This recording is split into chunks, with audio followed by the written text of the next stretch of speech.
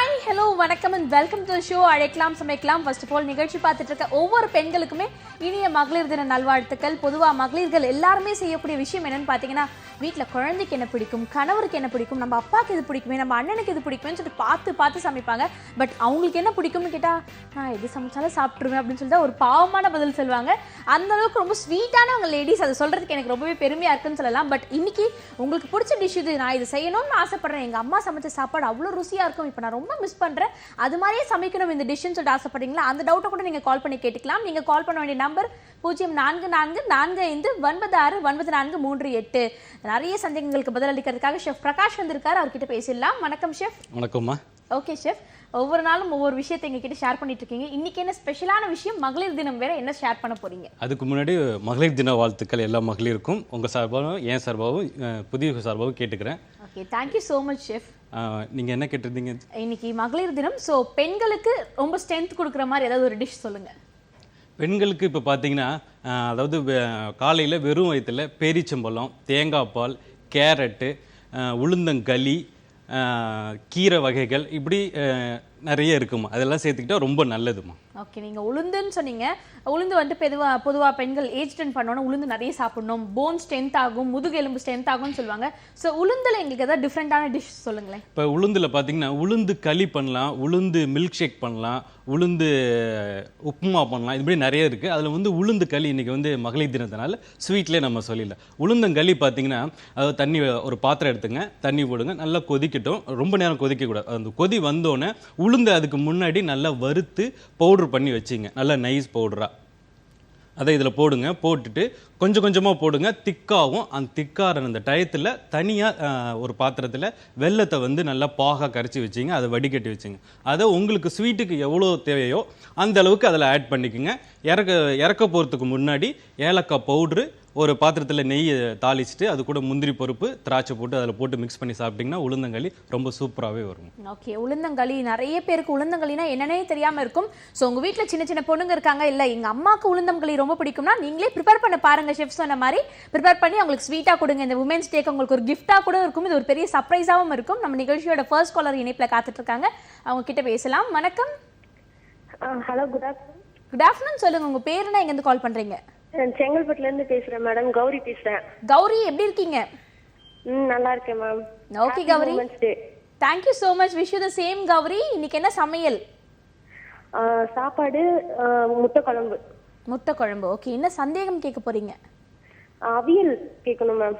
அவியல், சரிம்மா, super dish சொல்லுங்கம்மா. Side செய்வாங்கல்ல, Nagercoil side செய்யக்கூடிய அவியல். சரிம்மா நான் சொல்கிறேம்மா, சரிங்களா? Okay sir. மகளிர் தின வாழ்த்துக்கள்மா உங்களுக்கு. Thank you sir, thank you so much. சரிம்மா, நான் சொல்கிற குறிச்சிங்க. அதாவது அந்த அவியல் பார்த்தீங்கன்னா, கேரளாவில் வந்து தேங்காய் எண்ணெய், அதாவது அதோட தாளிப்பு அது ஃபுல்லாகவே தேங்காய் எண்ணெயில் பண்ணுவாங்க. இவங்க நாகர்கோயில் கேட்டதுனால நீங்கள் சாதாரண எண்ணெய் எடுத்துங்க, கடுகு எண்ணெயில் கூட நீங்கள் சமைக்கலாம். அதாவது கடுகு எண்ணெய், அதாவது கல்லெண்ணெய்னு சொல்லுவாங்கள்ல அந்த எண்ணெய், கடுகு எண்ணெய்னா கடுகு எண்ணெயில் கல்லெண்ணெய், ஜீரகம், பச்சை மிளகா, இஞ்சி, கருவேப்பிலை, இதை தாளிச்சிக்கிங்க. அதுக்கு பக்கத்தாப்பில் இன்னொரு பாத்திரத்தில் தயிர் ஊற்றுங்க. எல்லா வெஜிடபிளும் பாயில் பண்ணி போட்டுங்க, அதாவது அவிச்சு போட்டுங்க. கேரட்டு, முருங்கைக்காய், உருளைக்கிழங்கு, வெள்ளை பூசணிக்காய், காராமணி, கத்திரிக்காய், இது எல்லாமே ஒரு அதாவது கொதிக்கிற தண்ணியில் போட்டு எடுத்து வச்சுட்டு இதையும் அந்த தயிர் கூட போட்டு மிக்ஸ் பண்ணிக்கோங்க.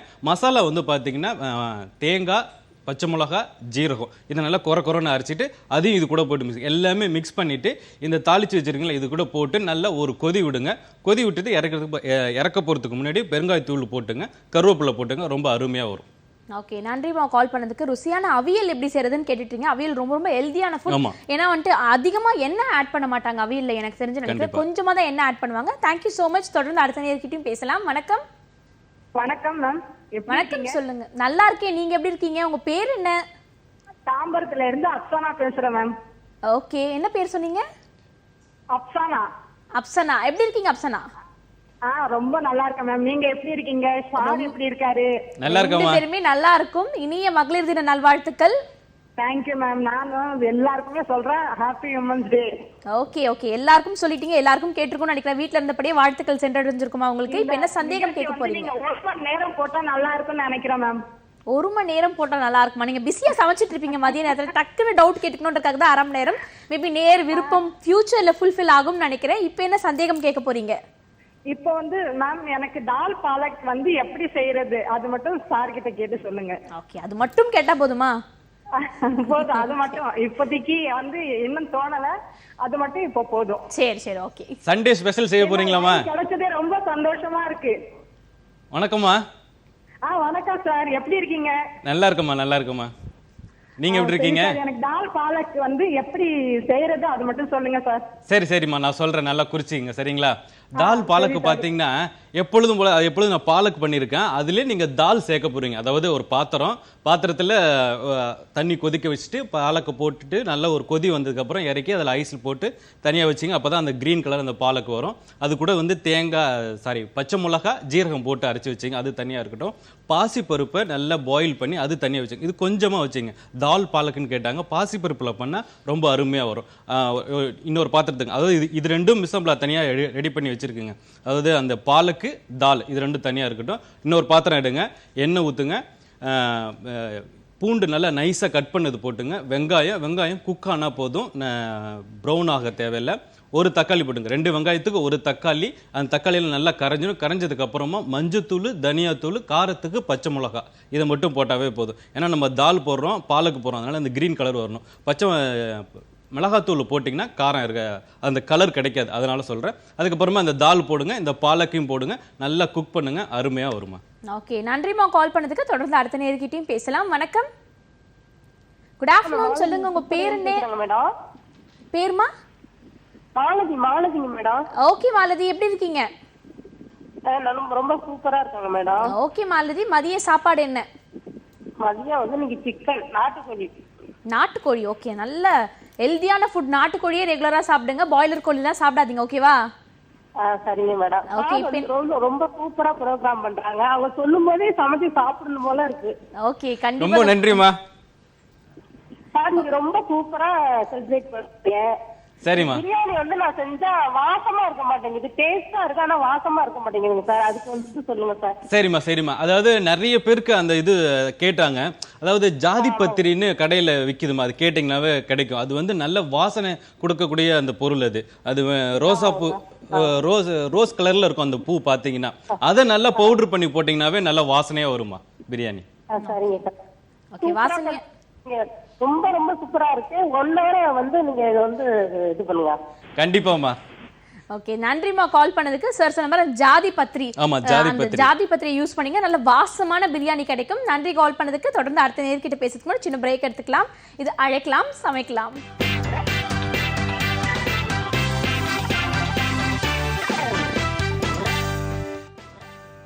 Welcome back to the show அழைக்கலாம் சமைக்கலாம். இன்னைக்கு மகளிர் தினத்தை முன்னிட்டு பெண்கள் நிறைய பேர் கால் பண்ணி நிறைய விதமான சந்தேகங்கள்லாம் கேட்டுட்டு இருக்காங்க. நான் சொல்லக்கூடிய விஷயம் என்னன்னா, பல பெண்கள் இது வரைக்கும் கால் பண்ணவங்க எல்லாருமே பார்த்தீங்கன்னா, என் ஹஸ்பண்டுக்கு இது ரொம்ப பிடிக்கும், அதனால இதை கற்றுக்கணும்னு ஆசைப்படுறேன்னு சொல்லுவாங்க. அப்படி இல்லாமல் உங்களுக்கு பிடிச்ச விஷயம் இருந்துச்சுன்னா இன்னைக்கு ஸ்பெஷலாக உமன்ஸ் டேக்காக நீங்கள் கால் பண்ணி கேட்டு தெரிஞ்சுக்கலாம்ன்றது நான் சொல்லிட்டு இருக்கேன். அது உங்கள் இஷ்டம், நீங்கள் யாருக்கு வேணால் கேட்டு தெரிஞ்சுக்கலாம். தொடர்ந்து அடுத்த நேரம் இணைப்பில் காத்துட்டு இருக்காங்க, உங்ககிட்ட பேசலாம். வணக்கம். ஹலோ, வணக்கம். சொல்லுங்க, உங்கள் பேர் என்ன, எங்கேருந்து கால் பண்ணுறீங்க? மேடம், நான் மந்தவல்லில இருந்து செல்வி பேசுறேன் மேம். செல்வி, எப்படி இருக்கீங்க? நல்லா இருக்கேன் மேம். நீங்க நல்லா இருக்கீங்களா? நல்லா இருக்கேன் செல்வி. இன்னைக்கு மதிய சாப்பாடு என்ன? இன்னைக்கு வந்து மோர் குழம்பு வச்சு வடை மேடம். ஓகே, மோர் குழம்புலயே வடையை போட்டீங்களா, இல்ல வடை தனியா மோர் குழம்பு தனியாவா? இல்ல, வடை தனியா வாங்கி வெளியில வாங்கி ஓகே ஃபைன். இப்போ என்ன சந்தேகம் கேட்க போறீங்க? சார்கிட்ட வந்து பருப்பெல்லாம் போட்டு உருண்டை குழம்பு வைப்பாங்க, அது எப்படி செய்யணும்னு. பருப்பு உருண்டை குழம்பு. வணக்கம்மா. பருப்பு போட்டு எல்லாம் உருண்டை குழம்பு வைப்பாங்க, புளி எல்லாம் ஊற்றி. சரிம்மா, நான் சொல்றேம்மா. சரிங்க சார், நான் சொல்றேன், நீங்க பாருங்க, டிவி பாருங்க. சரிங்களா? சரிங்க சார், தேங்க்யூ சார். ஓகேம்மா, தேங்க்யூம்மா. இப்போ பார்த்தீங்கன்னா பருப்பு உருண்டை குழம்புக்கு வந்து, அதாவது கடலைப்பருப்பை வந்து நல்லா ஊற வச்சுங்க. 1/2 மணி நேரம் ஊறினா போதும். ஊற வச்சுட்டு அதை வந்து தண்ணியே இல்லாமல் அரைச்சிக்கிட்டிங்கன்னா உங்களுக்கு பருப்பு உருண்டையில் அந்த குழம்புல போடும்போது உடையாது. அந்த பருப்பு நல்லா தண்ணியே இல்லாமல் அரைச்சிங்க. அது கூட வந்து நீங்கள் தனியாக மசாலா சேர்த்திங்கன்னா இன்னும் அருமையாக இருக்கும். அந்த மசாலா சொல்கிற குறிச்சிக்கோங்க. தனியா, சோம்பு, காஞ்ச மிளகா. தனியா வந்து 100 கிராம், சோம்பு வந்து 25 கிராம், காஞ்ச மிளகா அதாவது சிவப்பு மிளகா வந்து உங்களுக்கு காரத்துக்கு தகுந்த மாதிரிக்கு. இந்த மசாலா தனியாக குறைன்னு கொஞ்சம் அரைச்சிங்க, கடலப்பருப்பை தனியாக அரைச்சிங்க, இது ரெண்டுத்தையும் ஒன்றா மிக்ஸ் பண்ணிக்கிங்க. உப்பு பார்த்துங்க, கருவேப்பிலையை நைஸாக கட் பண்ணி போட்டுங்க. தேவைங்கிறவங்க உருண்டை குழம்புக்கு ஃப்ரை பண்ணி போட்டுக்குங்க இந்த மசாலாவை. தேவையில்லாதவங்க அது எனக்கு என்ன இதாக இருக்குது அப்படிங்கிறவங்க அவிச்சு எடுத்துங்க, ரொம்ப அருமையாக இருக்கும். சாதாரணமாக நீங்கள் எப்போயுமே உருண்டை குழம்பு பண்ணுற மாதிரி பண்ணிடுங்க. நல்லெண்ணெய் பண்ணிங்கன்னா ரொம்ப அருமையாக இருக்கும். நல்லெண்ணெய், அதாவது ஒரு பாத்திரம், நல்லெண்ணெய், கடுகு, ஜீரகம், வெந்தயம், பச்சை மிளகா, அதுக்கப்புறமா பூண்டு நல்லா நைஸாக கட் பண்ணது போட்டுங்க. இஞ்சி கம்மியாக சேர்த்துங்க. அதாவது 300 கிராம் பூண்டுனா இஞ்சி வந்து ஒரு 30 கிராம் அந்த அளவுக்கு சேர்த்துங்க. வெங்காயம் நல்லா ப்ரௌன் ஆகட்டும், ஏன்னா இது கிரேவியாக வரும். ப்ரௌன் ஆனதுக்கு அப்புறமா தக்காளி 3 வெங்காயத்துக்கு 2 தக்காளி போட்டுங்க. கொஞ்சமாக புளி சேர்த்துங்க. இந்த தக்காளி நல்லா கரைஞ்சிரும். கரைஞ்சதுக்கப்புறம் 1 மிளகாத்தூள், 1 ஸ்பூன் மிளகாத்தூள், 2 ஸ்பூன் தனியாத்தூள், கொஞ்சமாக மஞ்சத்தூள், இது எல்லாமே நல்லா ஆயிலில் வதங்கினதுக்கப்புறம் தேங்காய் பேஸ்ட்டு தனியாக அரைச்சி வச்சிங்க, அதையும் இது கூட ஆட் பண்ணிக்கோங்க. புளி கொஞ்சமாக சேர்த்துங்க. இந்த உருண்டை குழம்பு ரொம்ப அருமையாக வரும். நல்லா கொதிக்கணும். கொதிச்சதுக்கு அப்புறமா எண்ணெய் மேலே வந்துடும். அதுக்கப்புறமா அந்த உருண்டையை போடுங்க. இறக்க போகும்போது கருவேப்பிலை, கொத்தமல்லி போடுங்க. ரொம்ப அருமையாக இருக்கும். ஓகே, பருப்பு உருண்டை குழம்பு எப்படி செய்யறதுன்னு நீங்கள் டீட்டெயிலாக தெரிஞ்சுட்டு இருந்திருப்பீங்க. தொடர்ந்து அடுத்த நேர்கிட்டையும் பேசலாம். வணக்கம், குட் ஆஃப்டர்நூன். வணக்கம், நீங்கள் இணைப்பில் தான் இருக்கீங்க, தொடர்ந்து பேசலாம். ஓகே, அடைக்கலாம் சமைக்கலாம், நீங்கள் இணைப்பில் தான் இருக்கீங்க, தொடர்ந்து பேசலாம். நம்ம நிகழ்ச்சிக்கு நீங்கள் நிறைய பேர் கால் பண்ணி நிறைய வித்தியாசமான விஷயங்கள்லாம் கேட்டுட்டு இருக்காங்க. தொடர்ந்து அடுத்த நேரம் இணைப்பில் இருக்காங்க, அவங்க கிட்ட பேசலாம். வணக்கம். ஹலோ, சொல்லுங்க, உங்க பேர் நீங்க எங்க கால் பண்றீங்க? நான் தாரா ஃப்ரம் வெள்ளூர். தாரா, எப்படி இருக்கீங்க? நல்லா இருக்கேங்க. Hi Keerthi, how are you? I am fine Tara. Happy women's day. Thank you, same to you. Okay, இன்னைக்கு என்ன சந்தேகம் கேட்க போறீங்க? சார் கிட்ட அரிசி வத்தல் செய்யுதுங்க, அப்புறமா அந்த சின்ன நெல்லிக்காய் ஊருக்கா. ஓகே, சின்ன நெல்லிக்காய் ஊறுகாய், அரிசி வத்தல். அரிசி வத்தல். அரிசி வத்தலுமா, அதாவது நீங்கள் சாதம் இருக்குல்லம்மா, சாதத்தை வந்து நல்லா கொள்ளைய வடிச்சிங்கம்மா, அது கூட வந்து ஜீரகம் சேர்த்துங்க, ஓம பவுடி சேர்த்துங்க. அது நல்லா கொதிக்க விட்டிங்கன்னா போதும். அதுக்கப்புறமா அதை வத்தெல்லாம் போட்டுங்க. நல்லா கொதித்து நல்ல திக் பதம் வந்ததுக்கப்புறமா ஒரு துணி போட்டு அதில் நீங்கள் வத்தெல்லாம் போட்டுக்கலாம். சின்ன வத்தெல்லாம் போட்டு வெயிலில் காய வச்சுட்டு அதுக்கப்புறமா ஃப்ரை பண்ணி சாப்பிட்டிங்கன்னா ரொம்ப அருமையாக வரும். இன்னொரு டவுட், அவங்க வந்து இன்னொன்று சின்ன நெல்லிக்காய் ஊறுகாய். சின்ன நெல்லிக்காய் ஊறுகாய் வந்து நீங்கள் நெல்லிக்காய் ஊறுகாய் மாதிரியே பண்ணலாம். இல்லைன்னா நீங்கள் வந்து அதை வெறும் மிளகாத்தூள், உப்பு அந்த மாதிரி போட்டு கூட சாப்பிட்லாம். நெல்லிக்காய் ஊறுகாய் நீங்கள் கேட்டதுனால நான் சொல்லிடுறேன். அது ஒரு பாத்திரம், பூண்டு நல்லா நைஸாக கட் பண்ணி போட்டுங்க, அதை நல்லா வதக்கிங்க நல்லெண்ணெயில். அதுக்கப்புறமா அந்த நெல்லிக்காய், மிளகாத்தூள், மஞ்சத்தூள், இது மட்டுமே போதும், வேறு மல்லித்தூள்லாம் வேண்டாம். நான் பவுடர் சொல்லியிருக்கேன்னா, அதாவது சோம்பு, ஜீரகம், கடுகு, கொஞ்சமாக அரிசி, இது எல்லாமே 100 கிராம் சேர்த்துட்டு பவுடர் பண்ணிவிட்டு இந்த பவுடரையும் சேர்த்திங்கன்னா உங்களுக்கு அருமையாக வருமா. ஓகே, நன்றிம்மா கால் பண்ணதுக்கு. தொடர்ந்து அடுத்த நேர்கிட்டையும் பேசலாம். வணக்கம், குட் ஆஃப்டர்நூன். நீங்கள் இணைப்பில் தான் இருக்கீங்க, தொடர்ந்து பேசலாம். இது அழைக்கலாம் சமைக்கலாம். ஹலோ. ஓகே, இன்னைக்கு நிறைய பேர் கால் பண்ணி நிறைய விதமான சந்தேகங்கள்லாம் கேட்டுட்டு இருக்காங்க. ஷெஃப், இந்த உளுந்தங்களி சொல்லும் போது நீங்க உளுந்த மில்க் ஷேக்னு ஒன்று சொன்னீங்க, கேட்கறதுக்கே வித்தியாசமா இருந்துச்சு. உளுந்த மில்க் ஷேக் அது எப்படி செய்யறது சொல்லுங்க. உளுந்த மில்க் ஷேக் பார்த்தீங்கன்னா, அதாவது பவுடர் பண்ணிக்கிங்க. நம்ம சாதாரண மில்க் ஷேக் எப்படி பண்ணுமோ இதில் வந்து கொஞ்சம் நல்லா கவனிங்க. மில்க் ஷேக் எப்பயுமே நீங்கள் கடையில் வாங்கும்போது சரி, இல்லை வீட்டில் பண்ணும்போது சரி, பாலை நல்லா காய்ச்சிடுங்க. காய்ச்சினதுக்கு அப்புறமா ஆற வச்சுட்டு அதுக்கப்புறமா மில்க் பண்ணிங்கன்னா உங்களுக்கு உடம்புக்கு ரொம்ப நல்லது. பச்சை பாலில் பண்ணிங்கன்னா உடம்புக்கு கெடுதல். சில கடைங்களில் வெளியில் பச்சை பால் போடுறாங்க, அதுமாரி குடிக்க வேணாம். காய்ச்சின பாலை தனியாக எடுத்து வச்சுங்க. அதில் உளுந்தை வந்து நல்ல எண்ணெயே இல்லாமல் வறுத்துக்குங்க. வறுத்துட்டு பவுட்ரு பண்ணி அதில் போட்டுக்குங்க. 1 ஸ்பூன் போடுங்க. 1 கிளாஸ் மில்க்குக்கு கரெக்டாக இருக்கும். அதாவது தெவட்டாமையும் இருக்கும், அடுத்த வாட்டி சாப்பிட்லாம் போல தோணும். அதில் வந்து வெல்லம் சேர்த்துங்க. சர்க்கரை சேர்த்திங்கன்னா ஸ்வீட்டு, அதாவது கொஞ்சம் திகட்டிடும். ஃபஸ்ட்டு குடிக்கிறவங்க வந்து வெல்லமும் சேர்த்துங்க. இல்லை எனக்கு வெல்லம் பிடிக்காது அப்படிங்கிறவங்க தேன் 2 ஸ்பூன் சேர்த்துக்கிட்டிங்கன்னா ரொம்ப அருமையாக வரும். இதுக்கு வந்து ஏலக்காய் பவுடர் வந்து தனியாக பண்ணி வச்சுங்க. ஏலக்காய் பவுடர் நிறைய பேர் வீட்டில் ஏலக்காய் அவ்வளோது என்ற வசதி இல்லாதவங்க ஏலக்காய் பவுடர் எப்படி பண்ணணுன்னா, சுகர் இருக்குல்ல, அதாவது சர்க்கரை, அது கூட ஏலக்காய் போட்டுங்க. அதை வந்து மிக்சியில் பவுடர் பண்ணி தனியாக ஒரு டப்பாவில் வச்சுங்க. 1 ஸ்பூன் எடுத்து போட்டாவே போதும், ரொம்ப அருமையாக வரும். ஓகே, உளுந்தம்பருப்பு என் குழந்தைங்க சாப்பிட்றதே கிடையாதுன்னு பல பேர் ஃபீல் பண்ணிட்டு இருப்பீங்க. இப்படி உளுந்தம்பருப்பு மில்க் ஷேக்கா கூட குழந்தைங்களுக்கு கொடுக்கலாம். ஒரு டிஃப்ரெண்டான ரெசிபி வந்துட்டு ஷெஃப் ஷேர் பண்ணியிருக்காரு. தொடர்ந்து அடுத்த நேரம் இணைப்பில் காத்துட்டு இருக்காங்க, அவங்க கிட்ட பேசலாம். ஹலோ. ஹலோ, வணக்கம், சொல்லுங்க, உங்க பேர் என்ன, எங்கேருந்து கால் பண்றீங்க? நான் ரேகா, மணலில இருந்து பேசுறோம். ரேகா, எப்படி இருக்கீங்க? நல்லா இருக்கேன். ஓகே ரேகா, இப்போ என்ன சந்தேகம் கேட்க போறீங்க? மட்டன் பிரியாணி நிறைய தடவை செஞ்சு பார்த்திருக்கோம், ஆனா டேஸ்டே வர மாட்டேங்குது. சிக்கன் பிரியாணி நல்லா வருது, மட்டன் பிரியாணி வர மாட்டேங்குது. ஓகே, அது எப்படி மட்டன் பிரியாணி மட்டும் வராம போலாம் ஷெஃப்? அது மட்டன் பிரியாணி பாத்தீங்கன்னா நான் சொல்றேன், நீங்க கவனிங்க டிவிங்க, சரிங்களா? ரொம்ப தேங்க்ஸ் சார், ரொம்ப thanks sir. Thank. Mutton biryani பார்த்தீங்கன்னா அந்த மட்டனு வேக வச்சுட்டு அந்த தண்ணியை யாரும் யூஸ் பண்றது இல்ல.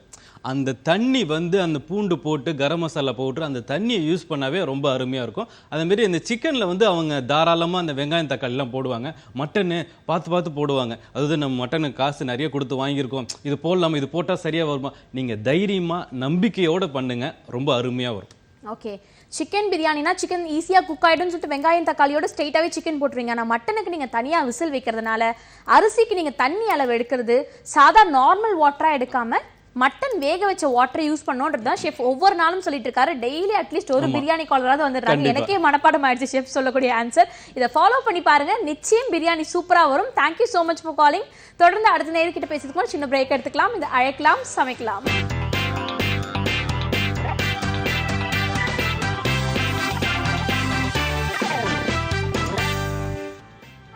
Welcome back to the show அழைக்கலாம் சமைக்கலாம். நம்ம நிகழ்ச்சியோட அடுத்த அழைப்பாளரும் இணைப்பில் காத்துட்டு இருக்காங்க, அவங்க கிட்ட பேசலாம். ஹலோ. ஹலோ, வணக்கம். Happy women's day. Thank you, wish you the same. உங்க பேர் என்ன, எங்க இருந்து கால் பண்றீங்க? கவிதா from நாமக்கல். கவிதா எப்படி இருக்கீங்க? நாமக்கல் நல்லா இருக்கோம். நீங்க நல்லா இருக்கீங்களா? என்ன டவுட் கேட்க போறீங்க கவிதா? ஹோட்டல்ல வைக்கிறாங்க, இல்ல இட்லிக்கு வைக்கிற சாம்பார் அந்த மெத்தட் வேணும். ஹோட்டல் வைக்கிற மாதிரியே வேணும் வீட்டுல.